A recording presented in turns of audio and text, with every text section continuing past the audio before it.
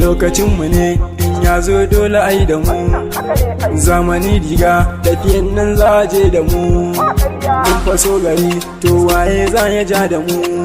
tun da mun riƙe Allah to waye za ya ka da mu dan mama ni ma na yo godiya baiti na zai iya sa ku yi dariya dai haka ku yi haka sam kar ku yi hayaniya lokaci zamani yau sun tuna layin mu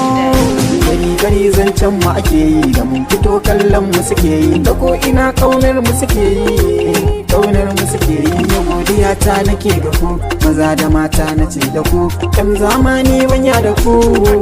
wannan haka ne ba za na yada masoya ba ba za na kyala magauta ba ai tun da ban bar bauta ba ba za na faɗi a warwas ba na rike Allah tilo dan shine yayo zamani na ina ta ci da gumina ni na wuce mai yin zagi na zan aje baiti mai daɗi idan kuna son murya na gani fresh boy na taso ba za na raina masoya ba shi lokaci bako sannan zamani riga